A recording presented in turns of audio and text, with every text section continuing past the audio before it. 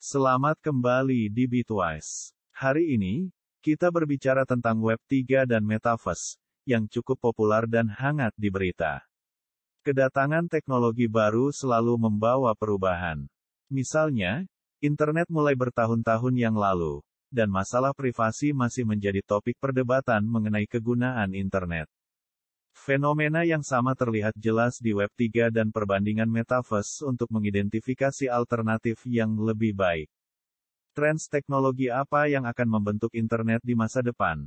Adakah Anda saat dunia membiasakan diri dengan asas Metaverse?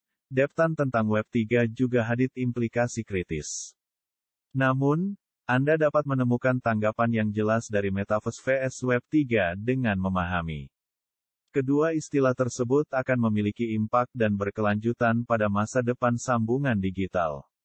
Oleh karena itu, penting untuk merenungkan perbedaan di antara mereka dan implikasinya bagi masa depan teknologi digital. Episode ini membantu Anda fahami perbedaan antara Web 3 dan Metaverse dan mengidentifikasi bagaimana keduanya saling melengkapi dengan sempurna. Sebelum pembahasan rinci tentang Web 3 dan Metaverse, penting untuk melihat kembali sejarah internet. Menjejak kembali sejarah web, Anda dapat mengetahui bagaimana ketibaan Web 3. Versi pertama web atau Web 1, juga dikenal sebagai web klasik, pada tahun 1991. Tim Berners-Lee memperkenalkan internet kepada dunia, dan usia Web 1 berlangsung hingga 2004. Selama fase web klasik, internet fokus terutama pada penawaran dokumen melalui halaman HTML, dapat diakses melalui browser yang juga dikenal sebagai read-only, konsumen informasi. Kemudian tibanya Web 2, dan itu membawa syarikat ke dalam campuran. Web 2 jelas berbeda dari Web 1 karena syarikat terutama bertanggung jawab untuk mengembangkan fase kedua web. Sekarang, aplikasi menggantikan browser, dan web berfokus untuk memungkinkan pengguna membaca dan membuat serta mengirimkan kandungan. Hasilnya, kami menyaksikan kebangkitan media sosial bersama e-commerce. Jadi, Web 2 telah berhasil memperkenalkan fungsi baca, tulis, dan interaksi di internet di samping membangun pentas ekonomi. Apa yang dibawa Web 3 ke meja? Sebagai iterasi internet selanjutnya, bagaimana Web 3 bisa bersaing dengan konsep Metaverse? Marilah kami jelaskan gambaran keseluruhan yang lebih jelas tentang Web 3 sebelum masuk ke perbandingan Web 3 vs Metaverse. Banyak orang anggap Web 3 sebagai langkah selanjutnya dalam mengembangkan internet. Ini secara praktikal merupakan seperti revolusi dalam dasar cara kerja web. Namun, penting juga untuk dicatat bahwa tidak ada definisi khusus untuk Web 3. Mengapa? Ini masih konsep yang sedang dibangunkan. Bapak Internet, Tim Berners-Lee, merasa bahwa web semantik akan menjadi peristiwa penting berikutnya dalam evolusi internet. Web semantik fokus untuk memastikan bahwa semua konten atau kandungan di internet dapat dibaca oleh mesin. Namun, orang akan bertanya-tanya apakah pembantu virtual seperti Alexa, Siri atau Google sudah melakukan hal yang sama. Jadi, adakah ini berarti saat ini kami berada di web generasi ketiga? Persepsi Web 3 dan Metaverse telah banyak berubah semenjak tahun 2020, terutama dengan penggabungan teknologi blockchain. Akibatnya, fokus Web 3 telah beredar ke arah web terdesentralisasi. Anda pasti bertanya-tanya tentang perlunya desentralisasi di web saat ini ketika siapapun dapat mengakses internet. Persepsi Web 3 dan Metaverse telah banyak berubah sejak tahun 2020, terutama dengan penggabungan blockchain. Akibatnya, fokus Web 3 telah beredar ke arah web terdesentralisasi.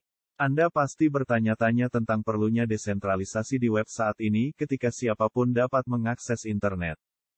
Masuk ke alam Metaverse. Sebagai salah satu topik yang paling banyak dibicarakan di dunia teknologi, Metaverse telah memaksa banyak pakar industri untuk bertanya-tanya tentang implikasi potensinya. Penyertaan syarikat besar seperti Facebook, Microsoft, dan Epic Games menunjukkan prospek yang menguntungkan untuk Metaverse. Selain itu, perbandingan Metaverse vs Web 3 juga menarik perhatian pada Metaverse. Jadi, Apa sebenarnya metaverse ini? Dengan kata sederhana, metaverse adalah ruang digital yang menggabungkan ruang virtual yang berterusan secara fisikal dengan realiti fisikal virtual. Anda dapat menganggap metaverse sebagai perlambangan dunia digital yang dapat Anda akses melalui pon pintar Anda, meskipun dalam representasi 3D. Bayangkan mencoba pakaian di kedai digital sebagai avatar untuk memeriksa kecocokannya. Metaverse pada dasarnya akan menggabungkan ruang digital yang berbeda di dunia di mana pengguna dapat bergerak dengan lancar di antara ruang yang berbeda. Ruang digital yang berbeda di metaverse dapat memungkinkan peserta untuk memanfaatkan ciri-ciri yang unik. Misalnya, mereka bisa bermain game dengan teman, berkolaborasi dengan rekan kerja, atau bahkan menghadiri konser di metaverse. Definisi dasar dari metaverse juga menunjukkan potensinya untuk menjadi masa depan internet. Kami meninggalkan beberapa tautan jika Anda menikmati konser dan musik di bawah deskripsi. Dengan tanggapan yang jelas tentang Web3 dan fahaman asas metaverse, orang pasti akan bertanya-tanya apakah sebenarnya berbeda satu sama lain. Web3 sokong terdesentralisasi, dan metaverse memungkinkan siapa saja untuk bergerak bebas di metaverse dan memperdagangkan aset mereka dengan transparansi. Sementara beberapa persamaan ada antara metaverse dan Web3, perbedaan mereka menarik lebih banyak perhatian.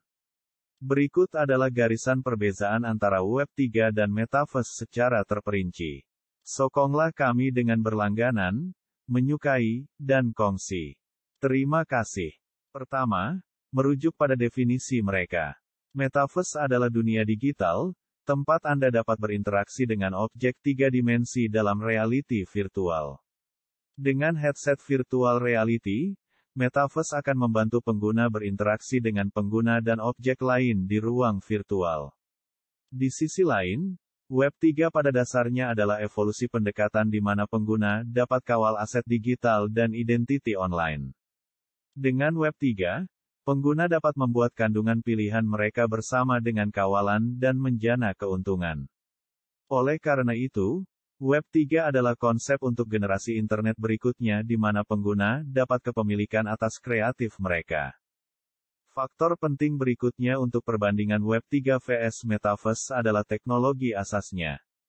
Metaverse memiliki teknologi penting yang berbeda untuk memungkinkan seluruh ekosistemnya. Anda akan membutuhkan sambungan, UI/UX, terdesentralisasi, ekonomi pencipta, pengalaman, dan teknologi yang memungkinkan untuk membangunkan metaverse. Web3 fokus pada ciptaan web terdesentralisasi yang bergantung kepada blockchain dan mata uang kripto. Blockchain dapat membantu pengguna berinteraksi dengan perkhidmatan online di bawah jaringan komputer yang terdesentralisasi. Selain itu, Web3 juga dapat memanfaatkan fungsi blockchain umum untuk memungkinkan akses terbuka dan tanpa izin untuk setiap individu dengan internet. Faktor lain yang menonjol dalam perbedaan antara Web3 dan Metaverse akan menarik rujukan ke aplikasi potensi mereka.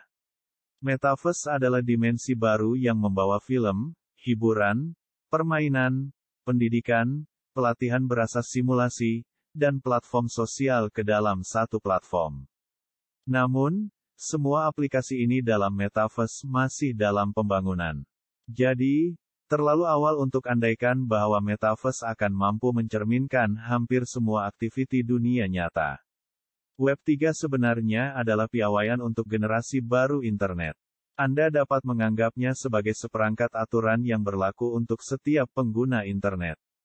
Oleh karena itu, jelas bahwa Web3 akan dapat diterapkan di seluruh web daripada untuk aplikasi tertentu.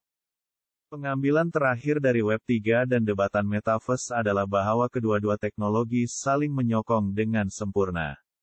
Anda dapat dengan jelas mengidentifikasi bagaimana Metaverse dan Web3 lebih terkait dan bergantung satu sama lain.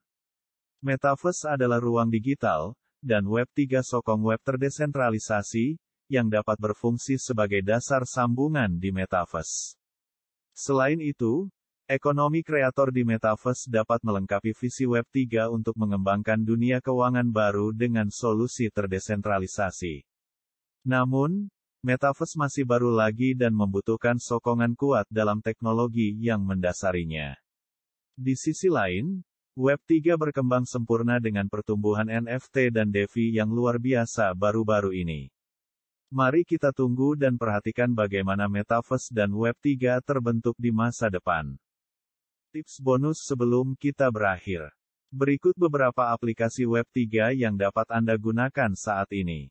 Pertama, Bitcoin, mata uang kripto pertama telah berada selama lebih dari 10 tahun, dan protokolnya sendiri terdesentralisasi, meskipun tidak semua ekosistemnya demikian. Kedua, Brave adalah pelayar web yang cepat, berfokus pada privasi, dan selamat untuk PC, Mac, dan mudah alih. Bayar perhatian pengguna dalam bentuk mata uang Crypto Basic Attention Tokens BAT, atau sumbang kepada web dan pencipta kandungan. Selanjutnya, OpenSea, pasaran untuk membeli dan menjual NFT yang dibangun di atas blockchain Ethereum.